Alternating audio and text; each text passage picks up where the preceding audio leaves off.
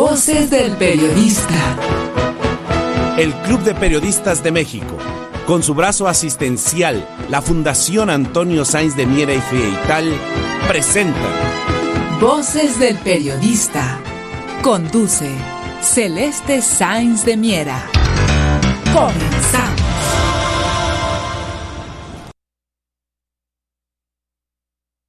¿Qué tal, amigos? ¿Qué tal? Muy buenas tardes. Bienvenidos a su programa Voces del Periodista, en donde el análisis es noticia, con esta mesa extraordinaria de los maestros y, por supuesto, en la frecuencia de Radio Cañón, la 760, donde la pluralidad es verbo, queridos amigos. Es fundamental, es estratégica la pluralidad para que realmente haya una viabilidad pues lo que es precisamente la libertad.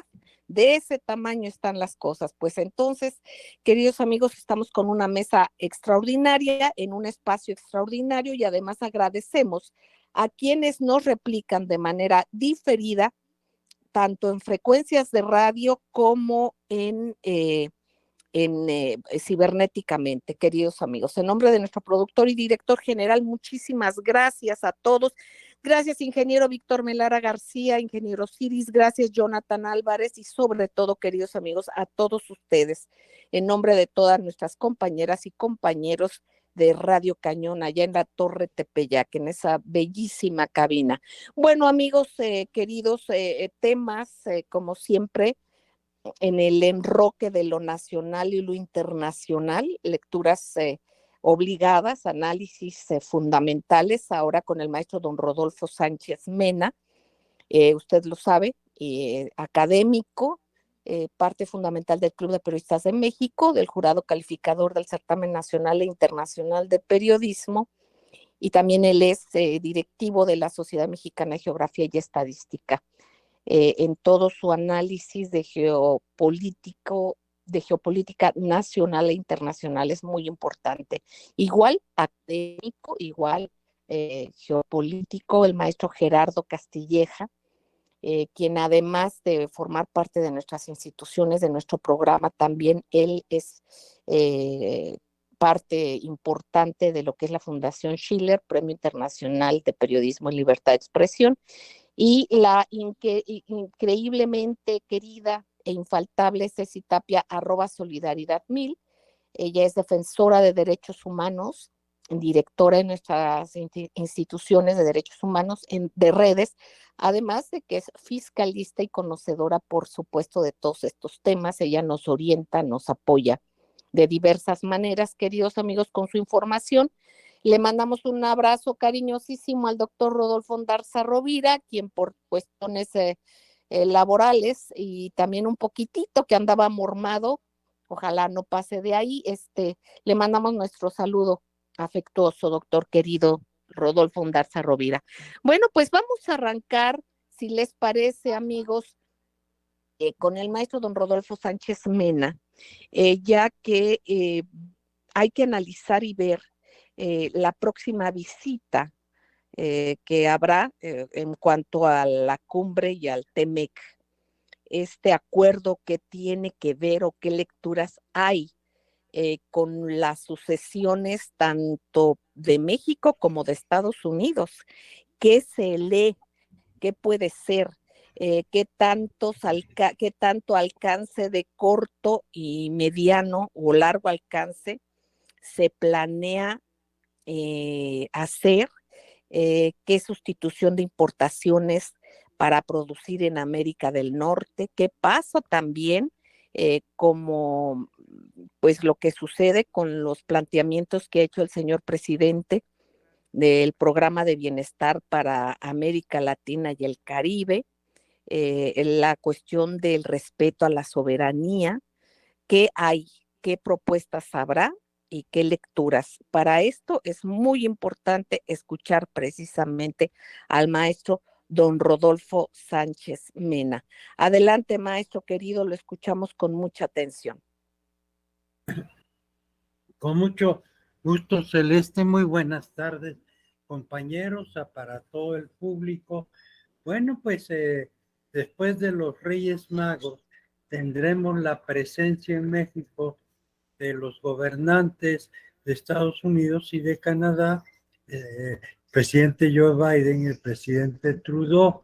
No hay que olvidar que tanto Estados Unidos como Canadá en el continente, pues son las piezas decisivas de la guerra contra Ucrania, contra Rusia, a partir de que ellos mismos, Estados Unidos, pues es el que controla en realidad la Alianza Atlántica en sus términos militares, y también Canadá participa con efectivos y lo ha venido haciendo en alianza en todos los escenarios de guerra en los que ha participado Estados Unidos.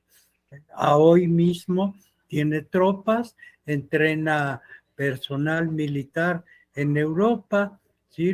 en la retaguardia de Hungría, en la retaguardia de Ucrania, pero con la finalidad de ser un activo de la guerra híbrida.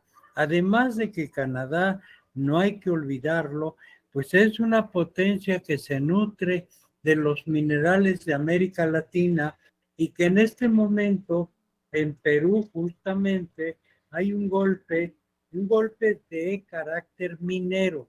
No hay que olvidar, Celeste, hay que recordar a todos que hoy la minería juega un papel muy importante con nuevos materiales estratégicos que son fundamentales para el proyecto de cambio energético. Y bueno, pues aquí en México, pues Canadá tiene una gran riqueza, saquea la riqueza minera, y esto se hace de manera silenciosa, pero no tanto, porque en este programa pues hemos sido enfáticos en denunciar y en proponer que la minería de México, además de nacionalizar los recursos estratégicos con los que tiene, que el oro que se explota de México se constituya en una reserva estratégica de oro. Esto es, que las empresas mineras le aporten a nuestro país oro físico, no oro de papel, para que tengamos una capacidad estratégica de negociación financiera, a la par que en el mundo pues se está reemplazando el dólar a una gran velocidad, como nos los ha ilustrado Ceci Tapia de manera magnífica. Bueno, pero ¿qué hay más importante en la relación con los Estados Unidos? Pues que el comercio. Pues definitivamente lo que hay son todo lo relativo a la sucesión presidencial de México y de los Estados Unidos. Hoy, por primera ocasión, Celeste, y que es una cuestión de orden coyuntural, no se había dado este escenario en la historia. Sabíamos que los Estados Unidos participaba de manera decisiva en las elecciones mexicanas, pero lo que no se había presentado ahora que hubiera un doble cambio en el escenario. ¿A qué me refiero, Celeste? Que por primera vez en la historia los votos de los mexicanos en el exterior, pero fundamentalmente los votos de binacionales, que son los mexicanos que viven en los Estados Unidos y que tienen también la nacionalidad, van a decidir simultáneamente quién es el presidente de Estados Unidos y quién es el presidente de México. Por lo que presumimos que en esta reunión, como en todas las reuniones que hay acuerdos de diplomacia secreta. Y entre los acuerdos de diplomacia secreta, pues tendrá que jugar un papel importantísimo, que cómo se acuerda la sucesión. En México y la de los Estados Unidos. Esto lo será evidente conforme vaya corriendo este año, que es decisivo en la designación de los candidatos. Y esto, insisto, tiene que ver necesariamente con el voto estratégico, de los mexicanos en los Estados Unidos. Esto es así, Celeste, y no es una coyuntura excepcional, porque ya lo vimos en las pasadas elecciones de los Estados Unidos, en donde los mexicanos definieron el triunfo ya sea de los demócratas o de los republicanos. Y en este caso, así se decidirá quién gana la presidencia de los Estados Unidos. Y entonces, nuestro papel, el papel de los mexicanos en el exterior, en su doble caso, bueno, pues van a hacer factible que quien triunfe en las elecciones norteamericanas sean con el voto mexicano, y esto es muy posible que pase en México y que el voto de los mexicanos en el exterior defina el presidente, quién va a llegar a la presidencia de México. Hemos insistido en esto, pero también no podemos perder de perspectiva, ¿sí?, cómo se va a ir definiendo estos candidatos, y ya más adelante hablaremos por parte de los demócratas. Maestro querido, ya vamos al corte, perdón, no tardamos. Disculpen, vamos a un corte, gracias.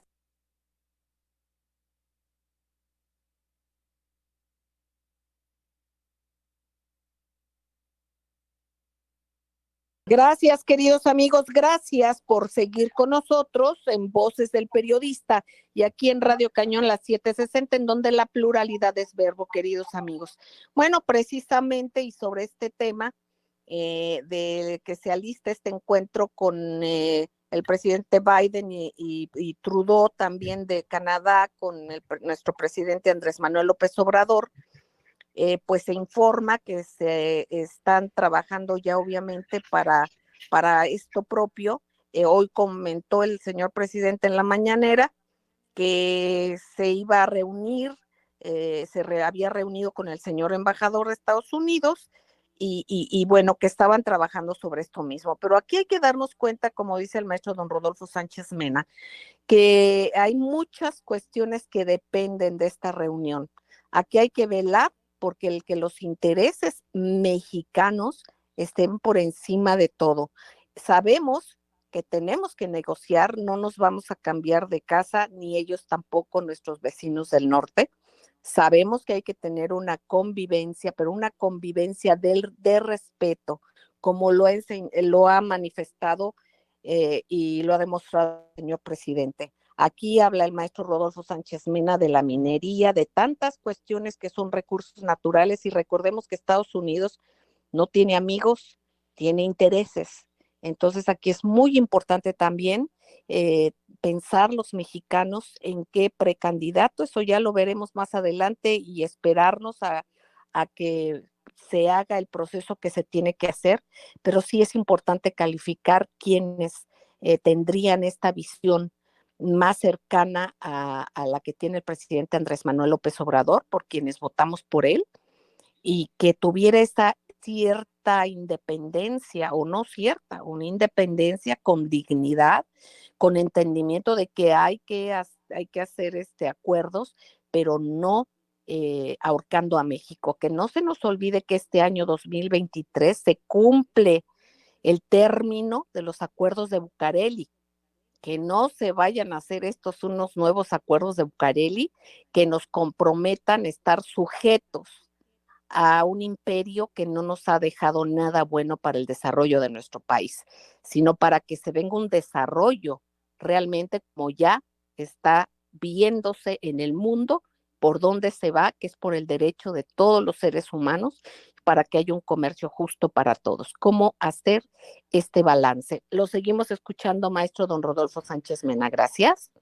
Sí, Celeste, bueno, pues es oportuno recordar que ya se venció el tratado de Bucareli, que nos imponía a nuestro país una serie de restricciones, sobre todo en materia de desarrollo, el no poder emplear nuestros recursos como el petróleo para industrializarnos y a consecuencia de ello, el tipo de industrialización que llevó a cabo nuestro país es de industria ligera. Quiere decir esto que no pudimos fabricar máquinas, herramientas para producir todo lo que requería el país y ha dependido entonces en consecuencia de lo que se tiene que comprar tanto en los Estados Unidos como en Europa o en China. Hoy, Exactamente, perdón, maestro querido, es importante precisar esto que usted comenta. El 13 de agosto de 1923 fue firmado este tratado de Bucareli entre Estados Unidos y México. Recordemos que fue durante el gobierno de Álvaro Obregón. Aquí, a partir de este documento que nos comparte el maestro y que mencioné, aquí se garantizaban los derechos de propiedad sin límite. Escuchen, amigos, esto es textual. México garantizaba los derechos de propiedad sin límite a particulares extranjeros y a todas las compañías petroleras estadounidenses. Imagínense qué delicado, y estos tratados de Bucareli que estuvieron prácticamente escondidos, no se hablaba de ellos, se tenía esto debajo de un tapete. Hay que estar muy en cuenta porque precisamente son 2023, son 100 años de la firma de este tratado. Perdón, maestro, lo seguimos escuchando. muy importante, Celeste, recordar las implicaciones de este tratado, pero que además el tratado de Bucareli se amplió, porque ese es el fondo, el objetivo de los tratados de libre comercio que hemos firmado con los Estados Unidos. Y estos ahora no solo se refieren a los límites a nuestra industrialización, sino también ahora tienen el componente laboral. Cuando hablamos del componente laboral, queremos decir que se le abre la puerta a las grandes filiales norteamericanas de laborales y están sobre nuestro país controlando buena parte de las empresas estratégicas del TEMEC y convirtiendo a los trabajadores que estaban sindicalizados en México en sindicatos norteamericanos y canadienses. Ya vamos a hablar más de esto, pero vamos a cerrar nuestro tema diciendo que en la próxima colaboraciones vamos a ver los candidatos demócratas y republicanos, ¿sí? Aparte de que Joe Biden no se presenta en las elecciones o la señora Kamala Harris por todo lo que conocemos de que no ha participado y es una gente que ya es rechazada como candidata. Pero también vamos a ver si no es Trump, quiénes son los candidatos republicanos y qué implicaciones tiene para nuestro país y cómo se va a ir perfilando los candidatos opositores.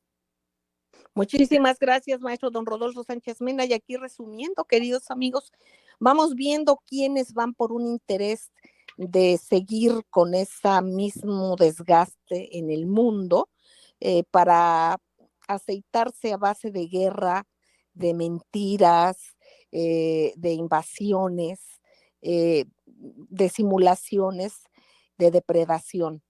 Hay que ver que esto ya no va a funcionar. Entonces, va a depender en mucho también de qué tan larga va a ser la agonía, el que acabe, el que se sepulte, como dice el maestro don Rodolfo Sánchez Mena, que se sepulte ese modelo económico que tanto depredó y tanto ha dañado al mundo, el neoliberalismo, y todas las implicaciones que tiene. Y precisamente yo aquí le preguntaría al maestro Gerardo Castilleja, en qué momento, por ejemplo, y hacer un contraste cuando los acuerdos son de beneficio mutuo, cómo funcionan, En este caso vemos también acuerdos en otra parte del mundo, del otro lado prácticamente. Yo le pediría, por ejemplo, cómo se ve el caso de los acuerdos de China con Filipinas y bueno, en contraste con los acuerdos también en beneficio de una minoría, como lo que está pasando y hemos vivido aquí en México, donde a través del Tratado de Bucareli se prohibía que México se desarrollara realmente, ¿no? Entonces el beneficio fue para oligarcas, para banqueros, para corporaciones abusivas, y pues lo que han hecho realmente es un desastre. Entonces aquí qué parece y qué ver y la lectura para los acuerdos como deberían de ser, de beneficio mutuo y no de un entreguismo y cobardía eh, pues atroz, como lo que hemos vivido, maestro querido, en varios países, ¿no? Con esta política económica neoliberal y con los anteriores gobiernos, pero ahorita qué vamos a hacer y cómo realmente podemos quedar y en qué aspectos blindados. ¿Qué pasa con estos acuerdos, maestro, de beneficio mutuo cuando funcionan, que es como debe de ser? Lo escuchamos, te escuchamos, maestro Gerardo. Hola Celeste, buenas tardes a todos mis compañeros y a nuestro amable público. Yo quiero decir que para los escépticos que piensan que no se puede hacer acuerdos de beneficio mutuo, como menciona Celeste, pues quiero mostrarles que sí se pueden y voy a dar este ejemplo y contrastarlo con otro tipo de política que también se maneja en el mundo. Eh, Resulta que China y Filipinas se han estado acercando para buscar un acuerdo que pueda poner, entre otras cosas, hay disputas, ¿no? Tienen problemas en la frontera marítima, los chinos y los filipinos, incluso la OTAN, como siempre lo hace, está la OTAN global, porque así se conciben ellos, están metiendo las narices en cualquier parte, en cualquier problema que hay, para convertirlo en un punto de conflicto geopolítico mundial. Y la OTAN ha estado tratando de que China y Filipinas sigan peleando y peleando por unos problemas en la frontera marítima. Sin embargo, los equipos de ambas naciones llegan a un acuerdo en el cual se va a firmar ahora. Hoy precisamente viaja el presidente filipino, Ferdinand Romualdez, viaja a Pekín y las declaraciones que hay de ambos equipos son muy interesantes porque están haciendo acuerdos en cuestiones fundamentales, agricultura, energía, infraestructura, comercio, de manera que esto no es solamente un tratado como los tratados a los que nos han acostumbrado en Occidente, los acuerdos de libre comercio, que solo es para reducir, quitar los aranceles y establecer, pues como se ha venido haciendo, como lo mencionó el doctor Sánchez Mena, mecanismos laborales para quebrar las legislaciones laborales y los derechos. Así que antes de irnos al corte, yo solo les diría que este es un acuerdo de beneficio mutuo, donde se dejó a un lado la disputa marítima, se puso por un lado y se avanza en todo lo que es necesario, y ahora que se firme estos acuerdos, el mundo puede darse cuenta que dos países se pueden entender perfectamente, y lo vamos a contrastar estos acuerdos que se están llevando a cabo con los desvaríos que salen, por ejemplo, de Londres. Importante señalar que Canadá, un actor importante en los acuerdos del TEMEC, Canadá no tiene una política verdaderamente autónoma. Ellos son parte del Commonwealth británico, de la mancomunidad británica. Por eso Canadá sigue los lineamientos que salen de Londres. Si quieres, al regreso del corte podemos comentar esto, Celeste. Gracias, maestro querido. Pues démonos cuenta, queridos amigos, que está una colonia evidente, ya no república, desgraciadamente, porque no se actúa así en Estados Unidos. Y por otra parte, pues es lo mismo, digamos, de alguna manera, que sucede en Canadá, obedeciendo precisamente a la City de Londres, porque eso es lo que sucede, queridos amigos. Así es que será una reunión sumamente compleja, pero en donde esperamos que esta contundencia del señor presidente con la defensa de los intereses nacionales vea fortalecida. Vamos a un corte y no tardamos. Gracias.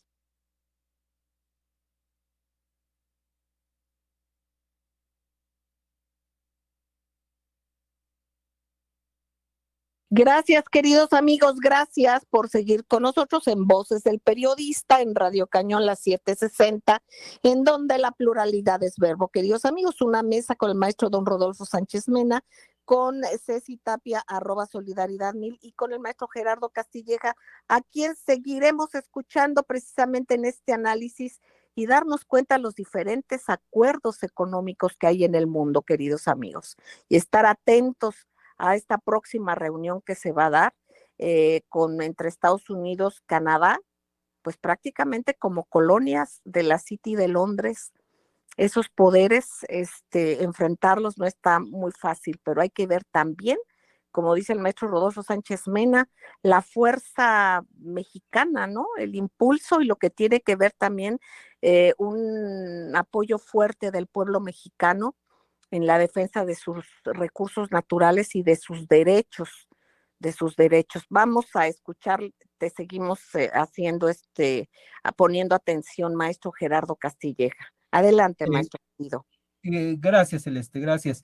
Decíamos en el bloque anterior que los chinos, el gobierno chino y el gobierno filipino, llegan a un acuerdo importantísimo, y que decíamos precisamente que los escépticos dicen que esto no se puede hacer porque cada quien busca su beneficio, pero la realidad es que el enfoque que utilizaron el gobierno de Xi Jinping y el gobierno del presidente Romualdez de Filipinas fue un enfoque más elevado, un enfoque de que se construye una confianza a través de un esfuerzo común. Incluso las palabras del propio presidente filipino antes de tomar el avión para irse a China fue: vamos a intentar resolver los problemas pensando en el beneficio mutuo de nuestras dos naciones. Ese es el enfoque correcto. Y bien, ¿qué está diciendo los periódicos chinos? Por ejemplo, el más importante periódico chino en inglés, Global Times, dice lo siguiente: tras repetidas negociaciones, China y Filipinas han encontrado la manera de lograr un beneficio mutuo y resultados beneficiosos para ambas partes. Muy bien. Ahora, quiero contrastar esto, que es real, que se va a firmar, que están ellos llegando a este tipo de negociaciones, y por supuesto hablamos de que tienen problemas, pero estos problemas no son los que están determinando su relación, sino ellos están por encima de los problemas que han venido teniendo. Lo vamos a contrastar con lo que dijo este artículo que se publica el primer día del año. Lo publica el influyente New York Times. El New York Times publica al ex embajador británico, que fue embajador tanto en Rusia como en Bielorrusia, y lo que está diciendo este embajador es en realidad la línea que viene directamente de el corazón financiero del mundo, que es la City de Londres, y está diciendo esencialmente: hay que hacer que Estados Unidos ignore todo lo que está diciendo Rusia. Lo que dice este embajador, ex embajador, que ahora es un intelectual orgánico del gobierno británico, está diciendo: los Estados Unidos tienen que ir a la máxima confrontación contra Rusia. Hay que darle a los ucranianos todos los sistemas avanzados de armamentos que necesiten. Y hay que renunciar. Estados Unidos, dice este ex embajador británico, Estados Unidos debe renunciar al tonto miedo de una escalada nuclear. Ahora, este pensamiento de este hombre no es solamente un intelectual que por ahí está desvariando. Esta es la política realmente que la OTAN sigue. Hay dos naciones fundamentales que controlan a la OTAN y son los ingleses, es el control británico y los Estados Unidos.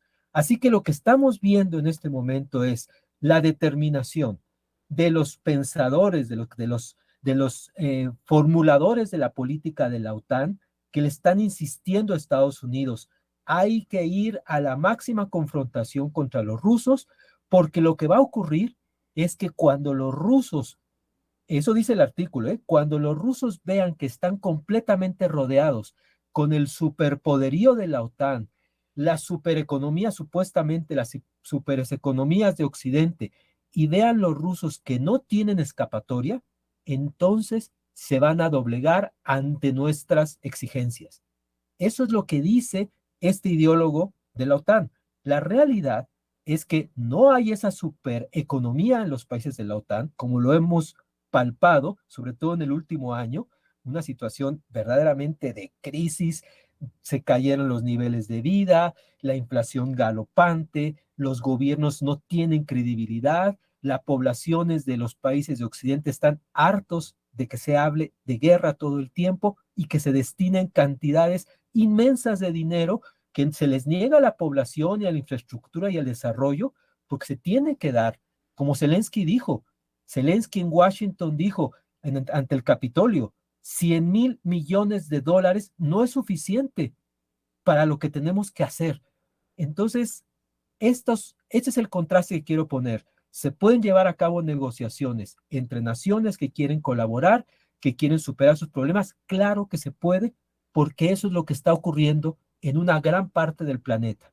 Y México, América Latina, deben de orientarse hacia esa visión de cooperación, de desarrollo, tal y como Helga Seppler-Rusch, la galardonada directora del Instituto Schiller y galardonada por el Club de Periodistas, lo ha dejado muy claro en sus 10 principios, y solamente voy a decir lo que dice el último de los principios de Helga, que es muy importante porque ella dice, tenemos que ver que el hombre es fundamentalmente bueno y capaz de perfeccionar infinitamente la creatividad de su mente. Todo mal en el hombre es resultado de una falta de desarrollo. Por lo tanto, podemos superar esas fallas de la humanidad si tenemos desarrollo para todo el mundo. Y eso es lo que los acuerdos ganar-ganar que se establecen, como por ejemplo ahora vemos entre China y Filipinas, van hacia eso, ganemos mutuamente. Tristemente, el TEMEC no es un tratado que busque los beneficios mutuos.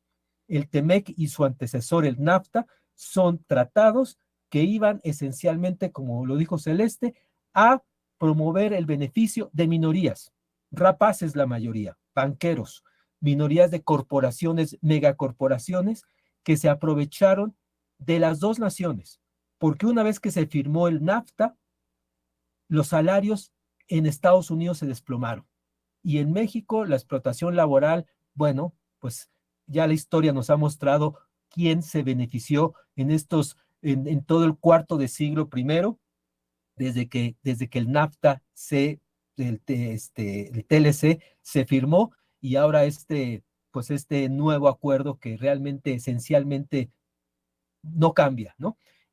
Sería yo lo que quería comentar para hoy. Gracias, maestro Gerardo Castilleja. Y miren, vamos a escuchar a Ceci Tapia, pero yo quisiera decir esto y recordar, queridos amigos, la importancia que es el apoyo del pueblo a su presidente, a su gobernante. Nos damos cuenta primero, hoy más que nunca, que en México sí existe la división de poderes. Acabamos de ver cómo la Suprema Corte de Justicia, que se ha quedado muy corta de justicia en muchos de los casos, realmente votó, y hay quienes se vanaglorian porque como si fuera un triunfo estar solamente votando en contra de un personaje, en este caso del presidente de México, y no realmente por lo que se traduce en justicia para México, que es algo que le han quedado de ver al pueblo de México desde hace mucho tiempo, y eso lo sabemos todos. Aunque digan que no, el pueblo de México lo sabe. Aquí vamos viendo cómo estos tratados de Bucareli tuvo que entregar tanto precisamente estos personajes para sentirse reconocidos precisamente por los Estados Unidos. Aquí, por ejemplo, simplemente la deuda externa, la reanudación del pago de esta deuda, como Álvaro Obregón aceptó todo precisamente con tal de que se le reconociera por Estados Unidos. Esto, entre otras muchas cosas, cómo se fueron contrayendo obligaciones y cuestiones que iban en contra totalmente de México. Imagínense nada más que entonces, cuando un presidente es fuerte como el presidente Andrés Manuel López Obrador, no tiene la necesidad, ni ninguna vez debería de ser, ¿verdad? De entregar y de no obedecer a un juramento de servir a la patria. Pero en este caso, imagínense, dentro de estos acuerdos, todas las propiedades agrícolas expropiadas a estadounidenses se pagarían con bonos y no eran mayores a 1,755 hectáreas. Aquí hay muchas cosas que hablan sobre el campo, sobre el artículo 27, toda esta circunstancia que tiene que ver con los recursos naturales, queridos amigos. Así es que hay que estar alerta y por eso no pensar que no es importante y fundamental el que se vea un fuerte apoyo del pueblo de México hacia un presidente nacionalista. Bueno, Ceci, querida, antes de irnos al corte, yo te pediría dar el arranque de tu comentario precisamente sobre este tema de lo que ha sucedido en la Suprema Corte, como le dicen, Corte de Justicia, o qué sería lo que está pasando, todas estas lecturas que tienen que ver y que son como muy ad hoc precisamente para que esa ultraderecha eh, latinoamericana siga operando de la misma manera, ¿no? Los famosos lawfare y todo este tipo de cosas, ¿qué puede hacer y qué debe de hacer el pueblo de México? ¿Te parece si vamos al corte y regresamos, Ceci, querida? Claro que sí, porque tenemos que hablar de la Corte, pero de esta Corte que en 2018 defiende su sueldo Uh-huh. y, y nos vamos dando cuenta que el nepotismo y la corrupción no se acaba. Y no se acaba, y yo creo que este es un tema que tenemos que pensar muy bien porque ni siquiera el poder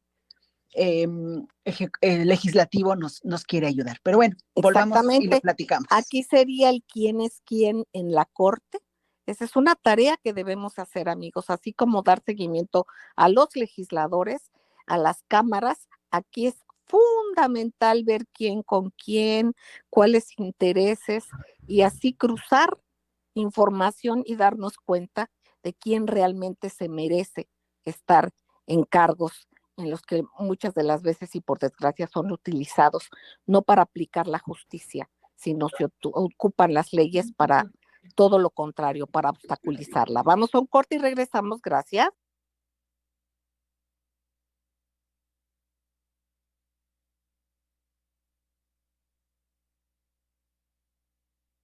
Gracias, queridos amigos, gracias por seguir en Voces del Periodista aquí en Radio Cañón, en donde la pluralidad es verbo, queridos amigos.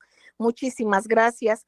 Escuchamos a Ceci Tapia, @solidaridad1000, defensora de derechos humanos y además especialista en cuestiones económicas. Ella es fiscalista también. Adelante, Ceci, querida, te escuchamos. Claro que sí, que Celeste. Muy buenas tardes, maestros. Hace un momento no los saludé, les pido una disculpa y saludo a toda la audiencia. Pues resulta que la Suprema Corte de Justicia de la Nación ha estado en cambios y hoy tenemos una presidenta que bueno, haciendo la cuota de género. Y eso está muy bien porque además en unos días anteriores, pues habían nombrado a 78 juezas y eso también es un tema de género y yo creo que eso nos ayuda porque ya en el pasado siempre se ha hecho una queja. Primero respecto a esta falta de oportunidades que tienen las mujeres que además trabajan pues horarios de manera doble, triple y inclusive negándose cualquier posibilidad a ejercer otra situación que no sea nada más ser procuradoras de justicia. Entonces, bueno, pues yo creo que este tema está muy en boga y es muy importante. Sin embargo, la Suprema Corte de Justicia de la Nación tiene otra problemática mucho más grande de lo que pudiéramos ver como tan acertado el tema de que haya una presidenta mujer en la corte, ¿no? Y este es que lo hemos platicado. En 2018 ellos pelearon férreamente y se decían las personas más estudiadas del país y que por lo tanto ellas merecían, y además también para que pudiéramos nosotros saber que eran honrados, pues defendieron su sueldo, unos sueldos así casi, bueno, enormes, así extraordinarios, ¿no? Bueno, pues se quedaron como ellos, porque además ellos lo votan, ellos tienen esa posibilidad de aumentarse el sueldo, o sea, de hacer todo, ¿no? Sin embargo, no pudieron reconocer que ellos estaban generando el nepotismo, que además es un delito. Ellos, que eran los procuradores de justicia, no pudieron ser el ejemplo para el país. En 2016, pues se descubre todo esto y ellos hasta 2022, pues ya finalmente logran pues hacer las normas suficientes para poder hacer estos cambios, ¿no? Y de esta manera cambian a 500 juzgadores que obviamente eran parte de ese 500 juzgadores del Poder Judicial de la Federación, que eran parte del nepotismo en juzgados y tribunales, familiares, entonces todos entre ellos familiares consanguíneos y políticos, ¿no? Entonces aquí el tema es mucho más delicado.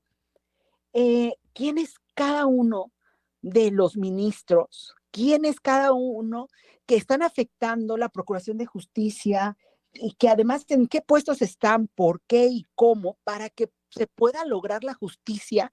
Como dijo el maestro en el corte, no solamente de las empresas o de los trabajadores, no, del público en general, de toda la gente, en el que nosotros hemos denunciado caso tras caso que mucha gente poderosa económicamente, no moralmente, económicamente, son inmediatamente atendidos por estos ministros, atendidos por la Suprema Corte de Justicia de la Nación, y no la gente que aún siendo inocente, pero es pobre, o es el famoso compadrazgo, ya sabes que a este no, porque lo necesitamos. Bueno, los temas que hemos tocado, que son de derechos humanos, estos cuates son pobres, ni siquiera leen sus archivos que son de 30, 40, 50 tomos, pero a alguien que le tienen que dar un amparo, por ejemplo, se lo pueden dar en 2 o 3 días, aún fuera sábado y domingo, porque esas personas gozan del privilegio económico. Entonces, si estamos hablando nosotros de una gestión tan importante como es la justicia en el país, es imprescindible realmente que la corte sea una corte plegada de justicia. No solamente es el tema que llegue una mujer o un hombre próvido, el tema es que todos sean honrados y que todos sean paladines de la justicia, aunque suene así como un sueño irreal, porque entonces nuestro país va a seguir estando en el ojo del huracán ante las injusticias, porque ya no solamente estamos hablando de el tema penal, familiar, entonces en toda la Procuración de Justicia hay una corrupción que es insultante al pueblo de México.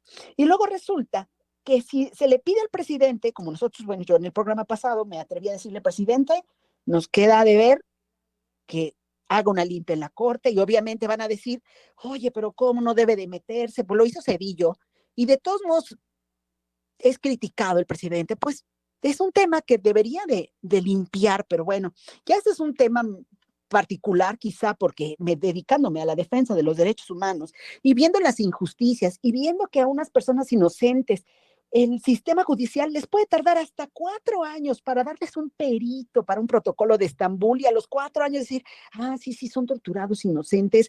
Y esos son los procuradores de justicia que cobran millonadas, que tienen a toda su familia, no solamente familia consanguínea y política, sino también a sus amantes, novios, etcétera, etcétera, ganando el dinero de los impuestos y del pueblo de México, y todavía tengan a bien hacernos creer que ellos son los meros que tienen alas y que nosotros tenemos además que creer que son totalmente honrados, ¿no? Yo creo que el tema es mucho más delicado, más allá, y podrían mencionarles miles de situaciones. Hemos denunciado aquí la pérdida de 500 carpetas en Sonora, por ejemplo. Entonces, sí es muy importante que nosotros empecemos a vigilar quién es quién de los ministros, ¿Quiénes están, independientemente del cambio, qué es lo que necesitamos para que dejen de pedir dinero en los tribunales, para que puedan sacar un archivo, para que puedan hacer una notificación, porque inclusive la secretaria que te hace la toma de una denuncia, demanda o alguna solicitud, le tienes que dejar dinero en un expediente para que se mueva, porque si no, pues puedes tardar 6, 7, 8 meses, porque no hay ese apoyo procesal al tribunal. Entonces, sí es importante, tribunales, juzgados, de todos.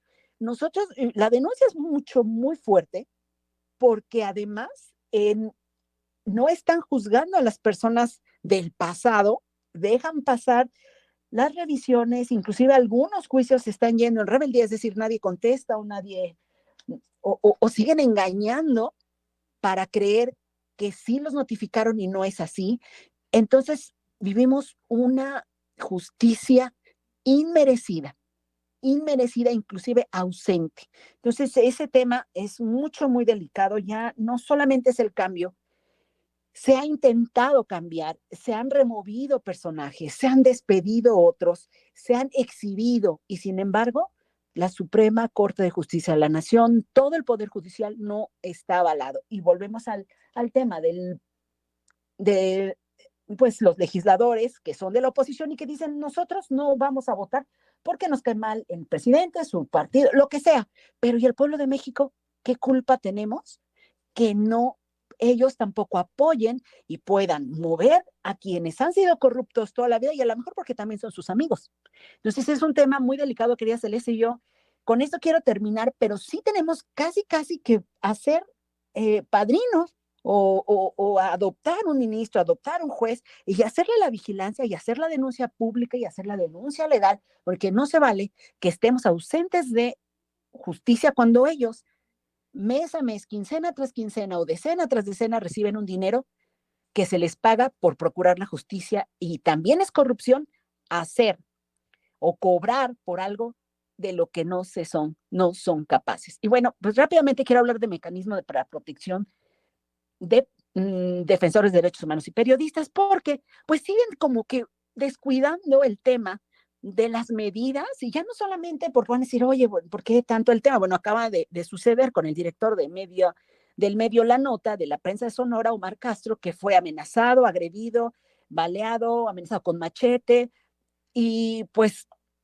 ojo ahí, le solicitamos a la Secretaría de Gobernación la protección que garantice la vida, integridad, libertad y seguridad de todos los periodistas que están siendo desplazados, amenazados y que, bueno, finalmente el mecanismo debe estar ahí. Entonces, no nos pidan que no creamos que están infiltrados como un fuego amigo cuando se está solicitando en favor no solamente de este señor Omar Castro, que le enviamos un apoyo total desde el Club de Periodistas, desde Voces del Periodista, sino también a nuestra secretaria general, Celeste Sáenz, aquí presente, ¿qué está pasando con las medidas? Y bueno, así hemos hablado de 4 o 5 casos. Entonces, ¿de qué se trata? ¿De proteger la seguridad de periodistas o se trata de demostrar que como se acabaron falsamente, porque además aquí hay un presupuesto que se ha ejercido y quieren hacernos ver que no está funcionando este tema del dinero, pensando que entonces es el gobierno federal y entonces ellos, ¿en qué partido están jugando? ¿El partido en contra de México o a favor de México? Y ese sería todo mi comentario. Muchísimas gracias, querida Celeste. Gracias, Ceci, querida, muchísimas gracias. Maestro, yo le quiero agradecer enormemente a @compi1570, muchísimas gracias, @4T-México, gracias a V Chavos, muchísimas gracias, @MolotovMX, muchísimas gracias, queridos amigos, por su apoyo para la difusión, a Marcela 58734127, gracias, Carlos Aguiar, @CarlosAJiménez4, muchísimas gracias, @FRS Gómez, gracias a Enrique Ramos, gracias, RE1, número 1 GR, gracias a Titalu 8, muchísimas gracias, Novolunie, gracias a Joseph, muchísimas gracias a @Armesep, Muchísimas gracias, Anita, querida, @Riosanamá. Gracias, Victori, CT2 56 52 76. Muchísimas gracias, @Felipo Cádiz. Muchísimas gracias, @Pi_Pi_Pi. Gracias a Diana 4092 9662. Muchísimas gracias a todos aquellos que promuevan la pluralidad. Sigan en estas frecuencias porque aquí se escucha diverso. De eso se trata, amigos. Un beso tronadísimo. Cuídense mucho, por favor.